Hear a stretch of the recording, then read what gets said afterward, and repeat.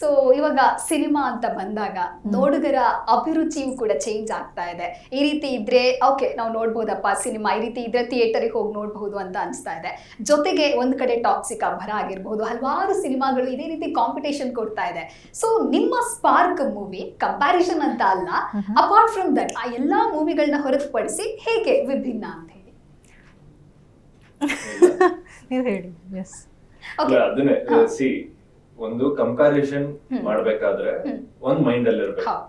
Obviously ಒಂದ್ 700 ಕೋಟಿ ಸಿನಿಮಾಗೂ ಒಂದ್ 7 ಕೋಟಿ ಸಿನಿಮಾಗೂ ಅದರ ಡಿಫ್ರೆನ್ಸ್ ಇರುತ್ತೆ. ಆಮೇಲೆ ಅದು ಟಾಕ್ಸಿಕ್ ಅನ್ನೋದು it's a big scale, big mount, and ಆತರ ಒಬ್ರು ಸೂಪರ್ ಸ್ಟಾರ್ ಅದನ್ನ ಕ್ಯಾರಿ ಫಾರ್ವರ್ಡ್ ಮಾಡ್ತಾ ಇದಾರೆ. ಅವ್ರ ಮೇಲೆ ತುಂಬಾ ರೆಸ್ಪಾನ್ಸಿಬಿಲಿಟಿ ಇದೆ, ತುಂಬಾ ಹೋಪ್ಸ್ ಇರುತ್ತೆ ಹೊಸೊಬ್ಬರಿಗೆ. ಈ ತರ ಬರುತ್ತೆ ಸಿನಿಮಾ ಚೆನ್ನಾಗ್ ಆಗ್ಬೇಕು, ಆ ಸಿನಿಮಾ ಚೆನ್ನಾಗಾಯ್ತು ಅಂದ್ರೆ ಅವ್ರೊಬ್ಬರಿಗೆ ಅಂತಲ್ಲ ಎಂಟೈರ್ ಇಂಡಸ್ಟ್ರಿಗೆ ಚೆನ್ನಾಗಾಗುತ್ತೆ. ಅವಾಗ ಅವರು ಜನ ಬಂದು ಥಿಯೇಟರ್ ನೋಡೋ ತರ ಮಾಡಿದಾಗ ತುಂಬಾ ಸಿನಿಮಾಗಳಿಗೆ ಬಂದು ಸಿನಿಮಾ ಜನ ನೋಡ್ತಾರೆ. ಇವಾಗ ಆಬ್ವಿಯಸ್ಲಿ ಅಯೋಗ್ಯ ಚೆನ್ನಾಗಿ ನೋಡ್ತಾ ಇದಾರೆ. ಹೊಸಬರು ಸಿನಿಮಾನು ಅಷ್ಟೇ, ಪ್ರತಿಯೊಂದು end of the day content reach ಆಗ್ಬೇಕು ಮೇಡಮ್. ಇವಾಗ ಅದನ್ನೇ ಫ್ಯಾಮಿಲಿ ನೋಡುವಂತ ಕಂಟೆಂಟ್ ಸ್ಪಾರ್ಕ್, ಎಲ್ಲ ಫ್ಯಾಮಿಲಿ, ಎಲ್ಲಾ ಯೂತ್ ಯಂಗ್ಸ್ಟರ್ಸ್, ಆಮೇಲೆ ಈಗಿನ ಪ್ರೆಸೆಂಟ್ ಟ್ರೆಂಡ್ ಮಾಡುವಂತ ಸಿನಿಮಾ ಸ್ಪಾರ್ಕ್. ಆಮೇಲೆ ನಮ್ಗೆ ಹೋಪ್ ಇದೆ, ಯಾಕಂದ್ರೆ ನಮ್ದು ಕಂಟೆಂಟ್, ನಮ್ ಸಾಂಗ್ ಚೆನ್ನಾಗಿದೆ, ನಮ್ದು ಇನ್ನೊಂದ್ ಸಾಂಗ್ ಚೆನ್ನಾಗಿದೆ. ನಾವು ಬಿಡ್ತಾರೋ ಎಲ್ಲಾ ಕಂಟೆಂಟ್ ಒಂದ್ ವೆರಿ ಗುಡ್ ಕ್ವಾಲಿಟಿ ಮೇಕಿಂಗ್ ಅಲ್ಲಿ ಇದೀವಿ ನಾವು.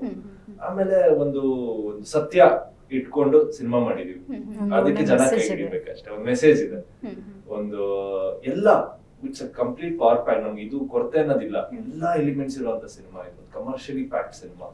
ಬಟ್ ಹೊಸಬ್ರು ಮಾಡಿರೋದು, ಅಂದ್ರೆ ನಾನು ಹೊಸಬ ಅಂತಲ್ಲ ಮಾಡ್ತಾ ಇದೀನಿ, ಬಟ್ ಹೊಸಬ್ರದೇ ಕನ್ಸಿಡರೇಷನ್ ಆಗುತ್ತೆ. ಜನ ಹೊಸಬ್ರನ್ನ ಕನ್ಸೀವ್ ಮಾಡಕ್ ಸ್ವಲ್ಪ ಟೈಮ್ ಹಿಡಿಬೋದು. But I think content strong ಆಗಿದ್ದಾಗ ಹೊಸಬ್ರನ್ನ ಸ್ಟಾರ್ಸ್ ಮಾಡೋದವ್ರೆ, ಸ್ಟಾರ್ಸ್ ಕೆಳಗಿಳಿಸೋದು ಅವ್ರೆ. ಅದಕ್ಕೆ ನಾವು ಕಂಟೆಂಟ್ ಮಾತ್ರ ಫೋಕಸ್ ಮಾಡ್ಬೇಕು. ಓಕೆ, ಸೊ ಒಂದು ಹಬ್ಬ ರೆಡಿ ಆಗಿದೆ, ಊಟ ಮಾಡೋದು ಒಂದು ಬಾಕಿ ಇದೆ ಅನ್ಸುತ್ತೆ ಸ್ಪಾರ್ಕ್ಗೆ. ಓಕೆ, ಸೊ ಇನ್ನು ನಿಮ್ಮ ಜರ್ನಿ ಅಂತ ಬಂದಾಗ ನೆಕ್ಸ್ಟ್ ಅಪ್ಕಮಿಂಗ್ ಪ್ರಾಜೆಕ್ಟ್ಗಳ ಬಗ್ಗೆ ಯಾವ್ದಾದ್ರು ಸೈನ್ ಅಪ್ ಆಗಿರೋದಿದೆಯಾ, ಹೇಗೆ? ಸೈನ್ ಮಾಡಿದ್ದೀನಿ, ಬಟ್ ಇವಾಗ ಅನೌನ್ಸ್ ಮಾಡೋಕ್ಕಾಗಲ್ಲ ಸಿನಿಮಾನ. ಸೊ 2 ಸಿನಿಮಾ ಬರ್ತೇವೆ ಆ್ಯಂಡ್ 1 ಸೀರೀಸ್ಗೆ ಆಲ್ಮೋಸ್ಟ್ ಕನ್ಫರ್ಮ್ ಮಾಡಿದ್ದೀನಿ. ಬಟ್ ಅವೆಲ್ಲ ಇನ್ನು ಮುಂದೆ ನೋಡ್ಕೊಡೋಣ, ಇವಾಗ ಸದ್ಯಕ್ಕೆ ಹೇಳೋಕ್ಕಾಗಲ್ಲ. ಓಕೆ, ಸೊ ಸ್ಪಾರ್ಕ್ ಮೂವಿಯಿಂದ ಜನರು ಏನು ಎಕ್ಸ್ಪೆಕ್ಟ್ ಮಾಡಬಹುದು? ಒಂದು ಒಳ್ಳೆ ಎಂಟರ್ಟೈನ್ಮೆಂಟ್ ಸಿನಿಮಾ. ಐ ಥಿಂಕ್ ಒಂದು ಸಿನಿಮಾ ನೋಡಿದಾಗ ಓಕೆ ಸ್ಯಾಟಿಸ್ಫ್ಯಾಕ್ಷನ್ ಫೀಲಿಂಗ್ 100% ಇದ್ದೇ ಇರುತ್ತೆ. ಆ್ಯಂಡ್ ಒಂದು ಗುಡ್ ಮೆಸೇಜ್ ಕೂಡ ಕೊಡ್ತಾ ಇದ್ದೀವಿ ಸೊಸೈಟಿಗಾಗಲಿ, ಎಲ್ರಿಗೂ ಜನಕ್ಕೆ ಒಂದು ಒಳ್ಳೆ ಮೆಸೇಜ್ ಕೊಡ್ತಾ ಇದ್ದೀವಿ. ಐ ಥಿಂಕ್ ಇಟ್ಸ್ ಆ್ಯಂಡ್ ಇದರಲ್ಲಿ ಒಂದು ಸರ್ಪ್ರೈಸ್ ಎಲಿಮೆಂಟು ಇದೆ. It's a big surprise in fact. ಅದು ಜನಕ್ಕೆ ತುಂಬ ಇಷ್ಟ ಆಗುತ್ತೆ ಅನ್ಕೋತೀನಿ. ಐ ಥಿಂಕ್ ಇಟ್ ವಿಲ್ ಎಲ್ರಿಗೂ ಖುಷಿ ಆಗುತ್ತೆ ಆ ಸರ್ಪ್ರೈಸ್ ಎಲಿಮೆಂಟ್ನ ನೋಡಿದಾಗ. I think that is more than enough. ನೀವು ಬರಲೇಬೇಕು ಥಿಯೇಟರ್ಗೆ ಇವಾಗ. ಅದ್ರ ಜೊತೆ ಪ್ರತಿಯೊಬ್ಬರದ್ದು ಎಮೋಷನ್ಸ್ ಇದೆ, ಅಂದ್ರೆ ಒಂದು ಆಡಿಯನ್ಸ್ ನೋಡ್ಬೇಕಾಗಿರೋದು, ಆಮೇಲೆ ಅವ್ರದ್ದು ಒಂದು ಎಮೋಷನ್ಸ್ ಫೀಲಿಂಗ್ಸ್ ಇಟ್ಕೊಂಡು ಮಾಡಿರೋಂತ ಸಿನಿಮಾ. ಆಮೇಲೆ ಅವ್ರ ಕಷ್ಟಗಳನ್ನ ಯಾವ ತರ ಪರಿಹಾರಗಳು ಕೊಡ್ಬಹುದು, ಯಾವ ತರ ಈಗಿನ ಸಿಸ್ಟಮ್ ಅಲ್ಲಿ ಏನೇನು ಅವ್ರಿಗೆ ತೊಂದರೆಗಳು ಆಗ್ತಾ ಇದೆ, ಅದಕ್ಕೆ ಯಾರು ಸೊಲ್ಯೂಷನ್, ಈ ತರದ್ದು ತುಂಬಾ ಈಗ ಕರೆಂಟ್ ಟ್ರೆಂಡ್ ಇರೋ ಆಸ್ಪೆಕ್ಟ್ ಮಾಡುವಂತ ಸಿನಿಮಾ. ಆಬ್ವಿಯಸ್ಲಿ ಅವ್ರಿಗೆ ಒಂದು ಮೋಟಿವೇಶನ್, ಅಂದ್ರೆ ಈ ತರ ಇರ್ಬೇಕಪ್ಪ, ನಾನು ನನ್ನ ಹಕ್ಕಿಗೆ ನಾನು ನಿಂತ್ಕೋಬೇಕು, ನನ್ನ ರೈಟ್ಸ್ ಗಾಗಿರ್ಲಿ, ನನ್ನ ತೊಂದರೆಗಳಿಗೆ ನಾನೇ ನಿಂತ್ಕೋಬೇಕು, ನಾನೇ ಹೋರಾಡ್ಬೇಕು, ಆ ತರದ್ದು ಒಂದು ಮೋಟಿವೇಶನ್ ಕೊಡುವಂತ ಒಂದು ಸಿನಿಮಾ ಕೂಡ ಆಗುತ್ತೆ ಇದು.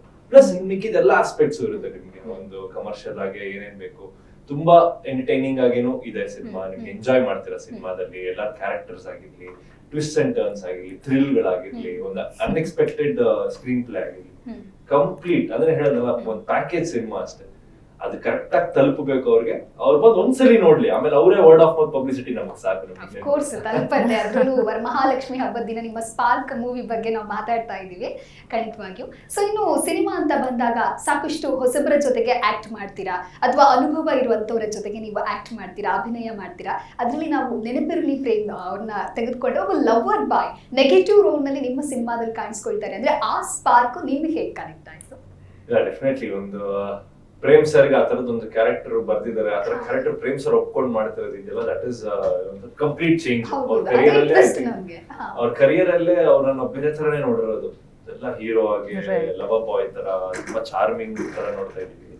ಕಂಪ್ಲೀಟ್ ಕಾಂಟ್ರಾಸ್ಟ್ ಈ ಸಿನಿಮಾಲಿ. ಸೊ ಅವ್ರಿಗೊಂದು ಕಂಪ್ಲೀಟ್ ಮೇಕ್ ಓವರ್ ತರ ಇರುತ್ತೆ ಈ ಸಿನಿಮಾ, ಅವ್ರ ಕ್ಯಾರೆಕ್ಟರ್.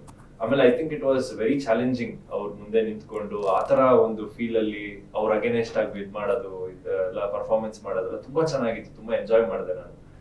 ಆದ್ರೆ ಅವ್ರದ್ದು ತುಂಬಾ ಪ್ಲಸ್ ಆಗುತ್ತೆ ಈ ಸಿನಿಮಾಗೆ. ಅವರು ಪ್ಲಸ್ ನಮ್ಮ ಸಪೋರ್ಟಿಂಗ್ ಆಕ್ಟರ್ ಧರ್ಮಣ್ಣ ಅವ್ರ ಜೊತೆ ನಾನು ಫಸ್ಟ್ ಟೈಮ್ ಮಾಡಿದ್ದು. ಆಮೇಲೆ ಇನ್ನೊಂದು ಕ್ಯಾರೆಕ್ಟರ್ ನಾನು ರಿವೀಲ್ ಮಾಡಲ್ಲ, ಸೊ ಇವ್ರ ಜೊತೆ ಎಲ್ಲ ತುಂಬಾ ಹಿರಿಯ ಕಲಾವಿದರು ಎಲ್ಲ. ಅವ್ರ ಜೊತೆ ಎಲ್ಲ ಕೆಲಸ ಮಾಡ್ಬೇಕಾದ್ರೆ ತುಂಬಾ ಕಲಿಯೋದಿರುತ್ತೆ.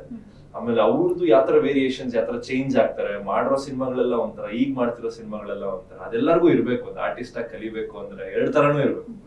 ನಾವು ಹೀರೋ ತರಾನು ಮಾಡ್ತಿರ್ಬೇಕು, ವಿಲನ್ ತರಾನು ಇರ್ಬೇಕು. ಅವಾಗ್ಲೇ ಜನಕ್ಕೆ ಇಷ್ಟ ಆಗೋದು. ವೇರಿಯೇಷನ್ಸ್ ಕೊಟ್ಟಾಗ್ಲೇ ಎಲ್ಲರಿಗೂ ಇಷ್ಟ ಆಗೋದು.